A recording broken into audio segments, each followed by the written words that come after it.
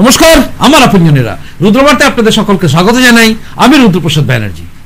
আচ্ছা, ধরুন আপনার এলাকায় হঠাৎ করেই হুড় করে গঙ্গা জল ঢুকছে, মানে বাঁধ ভেঙে গেছে, বাঁধ ভেঙে হুড় করে গঙ্গা জল ঢুকছে, প্লাবিত হয়ে যাচ্ছে চারিদিক, ঠিক যেটা দেখছেন এই মুহূর্তে।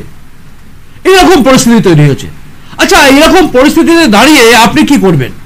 যে বাঁধের উদ্বোধন করেছে ঘটা করে এই রাজ্যের মাননীয় মন্ত্রী, মাননীয় সমস্ত বিধায়করা, তো তারা যখন করেছেন, তারপরে হঠাৎ করে যদি ভেঙে যায় বাঁধ এবং ভেঙে গিয়ে হুড়মুড় করে জল ঢুকে যায়, তখন আপনি কি করবেন? উত্তর হচ্ছে, তখন আপনি নিশ্চয়ই হয় প্রতিবাদ করবেন অথবা প্রশ্ন করবেন কেন এই অবস্থা হলো। কিন্তু তারপর যদি জোটে আপনার কপালে অকথ্য ভাষায় গালাগালি, যে গালাগালি শুনলে জানি না আজকে পুলিশদের আর কি স্ত্রীরা যারা রাস্তায় বেরিয়ে প্রতিবাদ করছেন, প্রেস কনফারেন্স করছেন, তারা এই ভাষা শুনলে কি ভাববেন জানি, তাদের কিছু যায় আসে না। কারণ সাধারণ মানুষকে গালাগালি করলে কিচ্ছু যায় আসে না। আর গালাগালি যদি করে কোনো এমএলএ, বাবা, তাহলে কি হবে? আর এরকম একটা ভয়ঙ্কর পরিস্থিতিতে দাঁড়িয়ে আপনাকে বিচার করতে হবে যে এরপরেও কি তৃণমূলকে আপনি সাপোর্ট করবেন? যদি সম্পূর্ণ ভিডিওটা দেখার পরে আপনি তৃণমূলকে সাপোর্ট করতে পারেন, তাহলে আপনাকে আমার প্রণাম। সম্পূর্ণ ভিডিওটা মন দিয়ে দেখবেন। চলুন শুরু করা যাক এই মুহূর্তের রুদ্রবার্তা।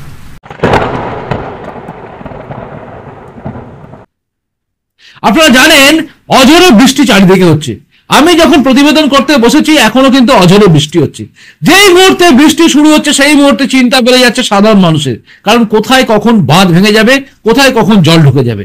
আমি যে জায়গায় থাকি এখানেও কিন্তু একটা বাঁধ আছে, সেই বাঁধ ভেঙে যাবে কি যাবে না জানি না। কিন্তু মালদার মানিকচক বিধানসভার অন্তর্গত দক্ষিণ চণ্ডীপুরের কাঁটা বাঁধ, এই জায়গায় যেভাবে ভূতনি এলাকার মধ্যে জল গ্রামে পুরো ভেঙে, মানে বাঁধ ভেঙে যেভাবে জল ঢুকছে, দেখার পরে আচ্ছা মানুষের মন কিন্তু বুকের ভেতরটা ধকপক করবে। যেহেতু যারা আমরা নদীর কাছাকাছি থাকি, গঙ্গার কাছাকাছি থাকি, তারা প্রত্যেকেই আমরা শঙ্কিত। ঘাটাল বাঁধ, ঘাটাল সীমা, ঘাটালের অমুক হবে, ঘাটাল মাস্টার প্ল্যান, এসব ঢপের চপ আমরা এতদিন ধরে শুনে এসেছি। কিন্তু যেগুলো দেখছি সেগুলো আরো ভয়ঙ্কর। ভূতনিতে 1,35,00,000 টাকা খরচা করে নাকি বাঁধ দেওয়া হয়েছিল, সড়ক তৈরি করা হয়েছিল তার উপর দিয়ে। কিন্তু তারপর ওই জায়গায় ওই বাঁধ ভেঙেছে কিভাবে একবার দেখুন। আপনি আগে দেখুন 13ই আগস্ট সকালবেলা ঠিক 6টার সময় কিভাবে বাঁধ ভেঙেছে, যেটা ওখানকার সাধারণ গ্রামবাসীরা রেকর্ড করেছে। দেখুন,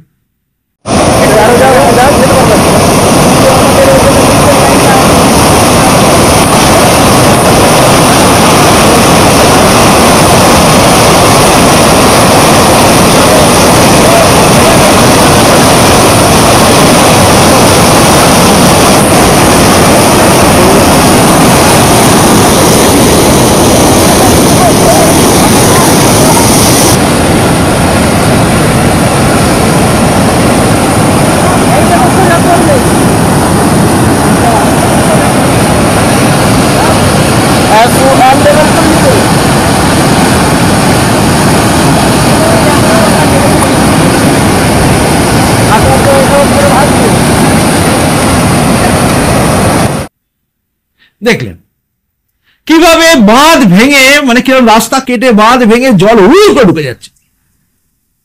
বুকের ভেতরটা ঢিপ করবে না? কত লোক জলে ভেসে যেতে পারে আন্দাজ আছে কিভাবে জল ঢুকছে? না, এই রাজ্যের মুখ্যমন্ত্রীর বা সেচ মন্ত্রী যারা আছেন আর কি, তাদের মনে হচ্ছে না কোনো কিছু মনে হচ্ছে বলে। কারণ তারা দিব্যি বহাল তবিয়তে আছে। আর এই যে ঘটনাটা ঘটেছে, এই ঘটনার জন্য অ্যাকচুয়ালি এগুলো কি দায়ী কে বা কারা, এই প্রশ্নটা আপনার মনের মধ্যে নিশ্চয়ই উকি মারবে। আচ্ছা, একটা কথা ভাব, যখন এইভাবে হুড়মুড় করে জল ঢুকে যাচ্ছে এলাকার মধ্যে ভূতনিতে, তখন যখন সাধারণ একজন জনগণ যারা এই তৃণমূল কংগ্রেসকে ভোট দিয়ে হয়তো এনেছেন, তারা যখন ফোন করছেন, তা একটা ভাইরাল হয়েছে খুব জোর অডিও। সেই অডিওতে কোনো একজন এমএলএ কে ফোন করছেন, এমএলএ সাহেবাকে ফোন করছেন, এবং ফোন করে সেই সাধারণ মানুষটি, জনসাধারণ মানে আপনার আমার মতো সাধারণ মানুষ যখন প্রশ্ন করছেন, এমএলএ কে যখন বলছেন, তখন তার উত্তরে এমএলএ কি বলছে শুনলে আপনার পিলে চমকে যাবে। শুনুন। এমএলএ ম্যাডাম বলছেন? হ্যাঁ ম্যাডাম বলছি, আমি এক সাধারণ জনগণ বলছি বলছি এভাবে ঠান্ডা এসি রুমে বসে আছেন, মিথ্যা ভাষণ কেন দিচ্ছেন ম্যাডাম? কোটি কোটি টাকা লুট করার পরে আপনি বলছেন যে বাদ বা কে বা কারা এসে বাঁধ ভেঙে দিয়েছে, বালির বস্তা দিয়ে বাচ্চা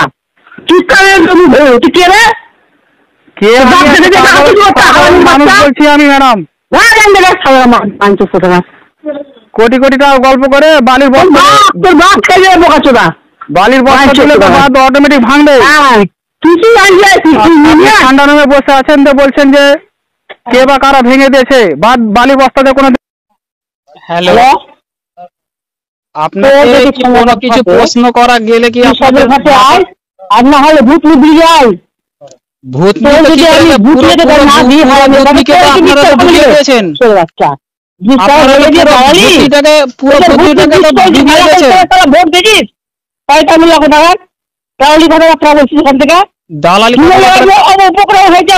আরে ম্যাডাম আমি করে দেবো, আমি ইঞ্জিনিয়ার না, আমি কন্ট্রাক্টর দিই। আশ্চর্য ব্যাপার তো, এইভাবে ভাষা খারাপ করার কি আছে? আপনি তো একটা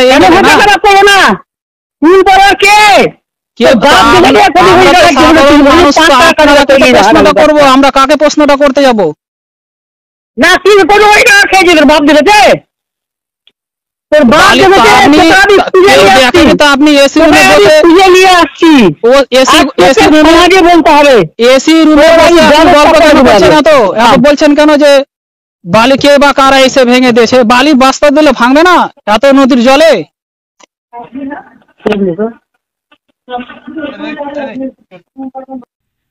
শুনলেন? প্রথমে বলে রাখি, যারা আমার চেয়ে বয়সে সিনিয়র এবং যারা মা বোনেরা আছেন, যারা শুনলেন এই ভিডিওটা এবং যারা ছোট আছো, তাদের কাছে যদি এই শব্দগুলো শুনে যদি কোনোভাবে চোট লেগে থাকে, তার জন্য আমি আন্তরিকভাবে ক্ষমা চাইছি, কারণ এই ক্ষমা চাওয়া উচিত। কিন্তু এই ভাষা যে প্রয়োগ করেছেন, সেই ভদ্রমহিলা কি ক্ষমা চেয়েছেন?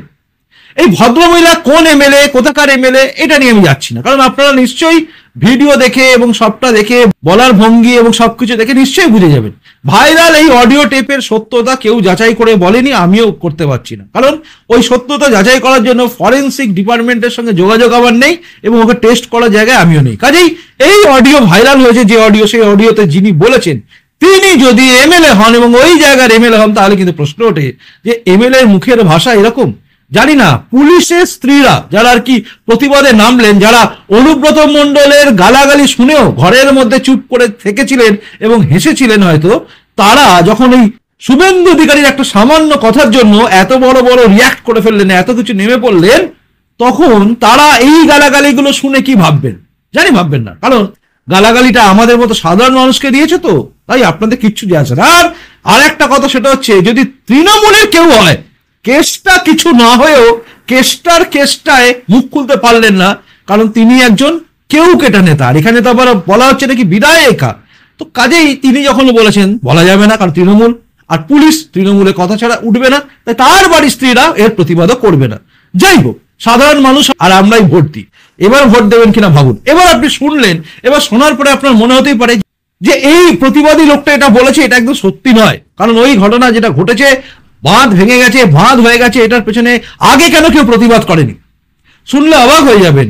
ওই এলাকায় অভিজিৎ কুমার মিশ্রা, তিনি একজন ক্রিমিনাল লয়ার এবং তার সঙ্গে সঙ্গে তিনি ভারতীয় জনতা পার্টির সঙ্গেও যুক্ত। তিনি বারংবার এই সমস্ত ঘটনা নিয়ে বারবার প্রতিবাদ করেছেন এবং তার প্রতিবাদ, তার যে ফেসবুক প্রোফাইল আছে, সেটা দেখে আমি কার্যত চমকে গেছি যে মানুষটা অক্লান্ত পরিশ্রম করে যাচ্ছে এলাকাবাসীর জন্য এবং তার প্রতিবাদ প্রত্যেকটা জায়গায় সুদৃঢ় এবং সুদৃঢ় প্রতিবাদ তিনি শুধু করছেন তাই নয়, তিনি যেখানে ঢুকতে চাইছেন সেখানে পুলিশ বাধা দিলে তার বিরুদ্ধেও লড়ছেন। পারলে একবার দেখে নেবেন ওই অরিজিৎ কুমার মিশ্রা, সত্যি কার্যত তিনি কিন্তু লড়াইটা লড়ছেন।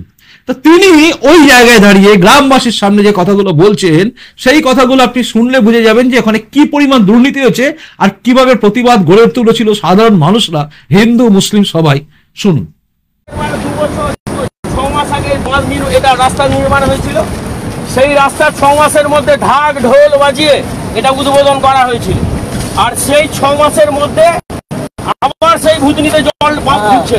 লক্ষ লক্ষ টাকার কাজ এটা। এখানে যে কন্ট্রাক্টর এখানে দাঁড়িয়ে আছে, এই যে ইঞ্জিনিয়াররা যারা দাঁড়িয়ে আছে, এরা চোর। এই চোরগুলো এখানে দাঁড়িয়ে কাজগুলো করিয়েছে। আজকে এখানে যে রাস্তায় আজকে হাল হয়েছে এই চোরদের জন্য হয়েছে। চোররা যে কটা দাঁড়িয়ে আছে গাড়ি নিয়ে, ওয়েস্ট বেঙ্গলের পুলিশের অফিসাররা এই জায়গায় এসছে, ওই মালদা থেকে এসছে আর মানিকচক থেকে বিভিন্ন জায়গায় ইরিগেশন থেকে। এরা মেন চোর। এই চোরগুলো আজকে ভূতনিকে শেষ করে দিল। এত টাকার কাজ গেল কোথায়? জবাব কাকে দিতে হবে? ভূতনির মানুষ বর্ষার একবার দুবার চলে গেল, ডুবে গেল। আবার ওই রিং বেড়া ওখানে একটা হয়েছে, ওটাও চুরি হয়েছে। ওটা তো বালির কাজ, এঁটেল মাটির কাজ ছিল, এই ইঞ্জিনিয়াররা চুরি করিয়েছে ওখানে দিয়ে। আবার এখানটাতে এসছে চুরি করার জন্য, বাস ফেলছে। এই কাজগুলো ওদের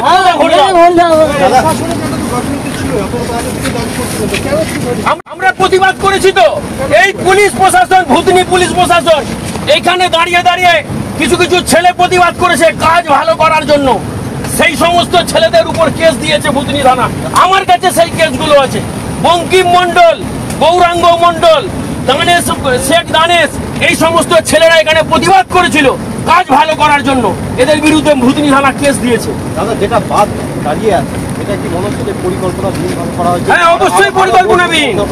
এটা পরিকল্পনাবিহীন না, এটা স্কিম, চুরির স্কিম। এটা পরিকল্পনা ছিল না, এটা চুরির স্কিম ছিল। কি করে চুরি করা যায়, মাল কামানো যায়, কি করে আবার ভোটের সময় এই টাকা কামিয়ে ভূতনির মানুষকে দেওয়া যায়, এটা মাল কামাইয়ের জায়গা ছিল। আবার মাল কামাইটা হয়ে গেল, আবার এখানে মাল কামাই। শাসক দল মানে কে আছে এখানটাতে?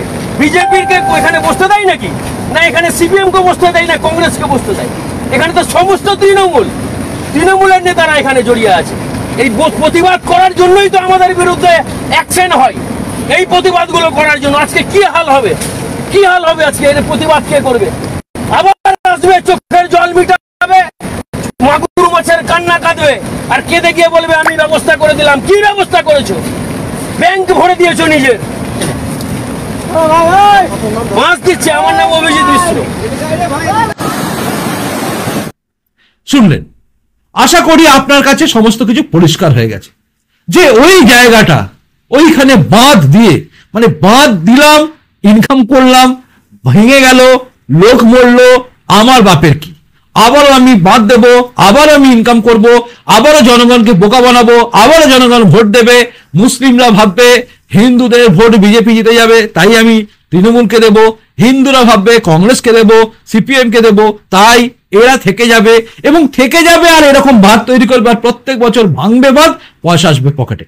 এই কোটি কোটি টাকা কামানো যে অভিযোগটা উঠছে, এই অভিযোগের মধ্যে দাঁড়িয়ে আপনার কি মনে হচ্ছে? মানে আপনি যিনি এত ধৈর্য ধরে শুনলেন, দেখলেন, এই দেখার পরে আপনার কি মনে হচ্ছে? দেখুন, আমি কিন্তু প্রত্যেকটা এভিডেন্স আপনাদের সামনে দিয়ে দিলাম, মানে ভাইরাল অডিওটাও দিলাম, তার সঙ্গে সঙ্গে দিলাম ওইখানকার মানুষ ঠিক প্রতিবাদ করছেন কিভাবে, এবং অভিজিৎ কুমার মিশ্রা তিনি কিভাবে প্রতিবাদ করছেন, তার সঙ্গে লোকেরা কি বলছে, ওইখানকার লোকেরা কি বলছে, সবটাই আপনাদের কাছে নিশ্চয়ই পরিষ্কার হয়ে গেছে। এবার একটা কথা আপনি বলুন, সেটা হচ্ছে মালদার মানিকচক বিধানসভার দক্ষিণ চণ্ডীপুরের কাটাবাঁধ, রিংবাঁধ, ভূতনির এলাকাতে, পুরো এলাকাতে কিভাবে মানুষ প্লাবিত হচ্ছে, কিভাবে বাঁধ ভেঙে হুড়ুর করে জল ঢুকে যাচ্ছে, এগুলো দেখার পরে, এই ঘটনা দেখার পরে আপনার যদি মনে হয় ওই জায়গায় হচ্ছে, ওই জায়গার মানুষ বুঝবে, এবং ওই জায়গার ওইখানকার যে কথোপকথন আমরা শুনলাম, অডিও টেপ, এবং এটা শোনার পরে যদি আপনাদের মনে হয় আপনার কোনো এফেক্ট করছে না, তাহলে আপনি কমেন্ট বক্সে জানাবেন। আমি আপনার কাছে করজোরে ক্ষমা চেয়ে বলবো যে আপনার মতো মানুষ যেন সারা জীবন বাংলার বুকে থাকে, এবং বাংলার বুকে তৃণমূল যেন সারা জীবন থাকে। আর যদি মনে হয় যে না, এর প্রতিবাদ করা দরকার আছে, এইভাবে কামাই করবে আর মানুষ জলের তলায় থাকবে, এটা মানা যায় না, তাহলে কিন্তু আপনি শুধু কমেন্টস করবেন না, লাইক করবেন এবং তার সঙ্গে সঙ্গে ভিডিওটাকে শেয়ার করবেন সর্বত্র। কারণ অভিজিৎ কুমার মিশ্রার মতো মানুষরা ওখানে দাঁড়িয়ে লড়াই লড়ছে। এই রাজ্যে এইরকম মানুষের সংখ্যা খুব কম যারা লড়াই লড়ে শাসকের চোখের দিকে তাকিয়ে, এবং এইভাবে কন্টিনিউয়াসলি লড়াই লড়ে মানুষের উপকারের চেষ্টা করে। তাই আপনাদের যদি মনে হয় এই প্রতিবেদনটা শেয়ার করা দরকার আছে, অবশ্যই শেয়ার করবেন। এবং আবারও বলছি, বারবার বলছি, ভোট ভাগ করবেন না, না ধর্মীয় কারণে, না রাজনৈতিক কারণে। সব সময় চিন্তা করবেন তৃণমূলকে সরাতে হবে, তাই যে জিতবে তাকেই ভোট দেবেন, এর বাইরে কেউ যাবেন না। যাই হোক, পুরোটা দেখার পরে আপনার কিরকম লাগলো অবশ্যই জানাবেন, এবং তার সঙ্গে সঙ্গে আবারও বলছি, পারলে শেয়ারও করবেন। খুব ভালো, তখন দেখা হচ্ছে পরে রুদ্র বার্তাতেই। নমস্কার বন্ধু মাতা, ভারত মাতা জয় হোক, জয় হিন্দ।